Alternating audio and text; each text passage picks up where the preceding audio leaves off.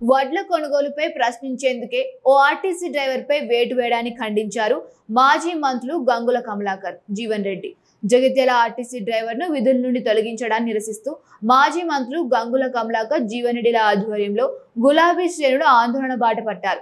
తొలగించిన ఆర్టీసీ డ్రైవర్ను వెంటనే విధుల్లోకి తీసుకోవాలంటూ ఆర్టీసీ ఆర్ఎంకు వినతి పత్రాన్ని సమర్పించారు.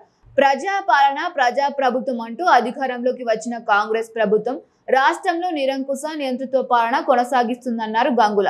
ధాన్యం కొనుగోలు అంశంపై ప్రభుత్వాన్ని ప్రశ్నించిన ఆర్టీసీ డ్రైవర్ అశోక్ సస్పెండ్ చేయడం దుర్మార్గం అన్నారు.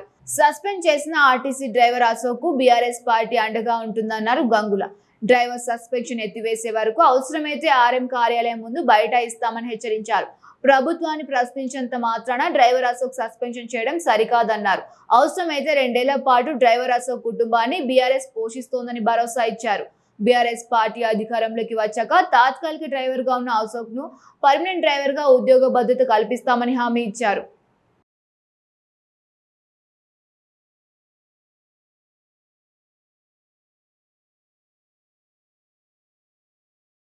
నిన్న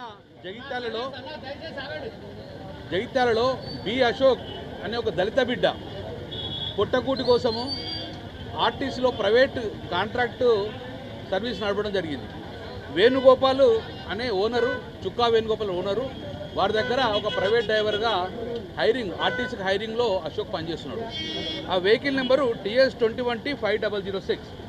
సో అతను ఈ ఆర్టీసీ డ్రైవర్గా ఉన్న సమయంలో ఇతను బ్యాచ్ నెంబర్ వచ్చేసి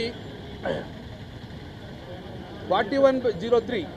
ఇతను B Ashok batch number 41/03 PHP driver.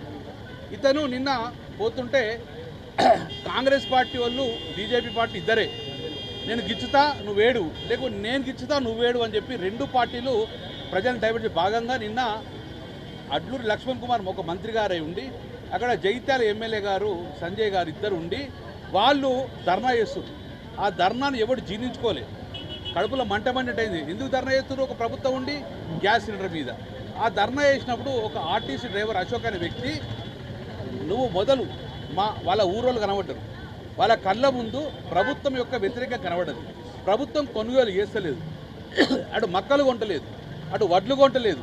కాబట్టి వారి ఆవేదనను మొత్తం కూడా, వారి ఆవేదన ఆయనకు భూమి ఉన్నోళ్ళు తెలియదు, కానీ ప్రజల రైతుల ఆవేదన మొత్తాన్ని కూడా ఏమంటారు? ఒక వ్యక్తిని తిట్టలే, ఒక మంత్రిని తిట్టలే, ఒక ఎమ్మెల్యేని తిట్టలే, ఏ ప్రభుత్వాన్ని తిట్టలే. ప్రభుత్వం సూచించిండు ఎందుకు ఈ పెట్రోల్ ధరలు ఎప్పుడన్నా పెంచుకొచ్చి తగ్గించవచ్చు, కానీ రైతులు పండించిన పంటను వర్షం పడితే ఇబ్బంది పడుతుంది, కాబట్టి ఇమ్మీడియట్గా కొనుగోలు చెయ్యండి అని ఒక రిక్వెస్ట్ రూపకంగా అడిగిన ప్రభుత్వాన్ని. అతను ఏ పార్టీ కార్యకర్త కాదు, ఏ పార్టీ కండువా తీసుకోలేదు, ఒక ఆర్టీసీ డ్రైవర్గా మాత్రమే ఒక ప్రజల బాధను చెప్పడం జరిగింది. దానికి ఈరోజు ఎంత ఘోరం! అతను రెక్కాడితే డొక్కాడలేని కుటుంబం. వాస్తవంగా ఇవాళ రాష్ట్రంలో పెట్రోల్ డీజిల్ ధరలు పెరగటానికి బీజేపీ పార్టీది ఎంత బాధ్యత ఉందో కాంగ్రెస్ పార్టీది కూడా అంతే బాధ్యత ఉన్నది. ఇలా బీజేపీ పార్టీ ఏదైతుందో ఆయిల్ కంపెనీలకు అండగా ధరలు పెంచితే, కాంగ్రెస్ పార్టీ ఏదైతుందో ఇలా రాష్ట్ర ప్రభుత్వం బొక్కస నింపుకోవడానికి కొరకు వీళ్ళు పెట్రోల్పై 35% వ్యాట్ ఉంది, డీజిల్పై 27% వ్యాట్ ఉంది. నిజంగానే మీకు ఏదైతుందో పెట్రోల్ డీజిల్ ధరలు తగ్గాలనే ఒక ఆలోచన రేవంత్ రెడ్డి గారికి ఉన్నట్టయితే నువ్వు ఆ పెట్రోల్ మీద ఉన్నట్టుగా వ్యాట్ 35%, 10% తగ్గించవా? నిజంగా నీకు నిరుపేద వర్గాలకు ఏదైతే వాహనాలకు సౌకర్యం కల్పించాలి, ఆటో కార్మికులకు అండగా నిలవాలని చెప్పి భావించినట్టయితే ఆ డీజిల్పై ఉన్నట్టుగా 27% వ్యాట్ని ఏదైతుందో ఓ 10% తగ్గించు. నీకు ఆ చిత్తశుద్ధి లేకుండా ఇప్పుడు ఆశ్చర్యపోతులు మొత్తం జగించాల. ఎవడైనా కాంగ్రెస్ పార్టీ అధికారాలు ఉన్నోడు రోడ్డు మీద కూర్చుంటాడే? ఆర్టీసీ డ్రైవర్ ఒక దళిత బిడ్డ ఏదైతుందో దాన్ని సహించలేక, భరించలేక రైతులు కళ్ళల్లో ఏదైతుందో వడ్డు దోకక, మక్కలు దోకక, పడిగాపులు కాస్తుంటే ఏదైతుందో అసలు సమస్యలు పక్కదారి పట్టించేందుకు వరిధాన్యం దోగించడానికి మంత్రికి చేత కాదు, ఆ మొక్కజొన్న దోగించడానికి ప్రభుత్వానికి చేత కాదు.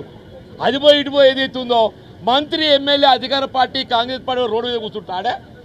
ఆర్టీసీ డ్రైవర్ దళిత బిడ్డ ఏదైతుందో, ఒక రైతుకు ఏదైతుందో అన్యాయం జరుగుతుంటే దాన్ని భరించలేక ఆ వడ్డు తోకి అని చెప్పాడు. గత తప్పే కమలాకర్ గారు ఏమన్నారు? ఒక దళిత బిడ్డ ఏదైతుందో రాష్ట్రంలో రైతాంగం యొక్క దీన పరిస్థితి, రైతాంగం యొక్క దీన స్థితి, 2 రోజులు గడిచినా వడ్లు తోకుతలేరు, కళ్ళల్లో ఏదైతుందో పడిగాపులు కాస్తుండ్రు.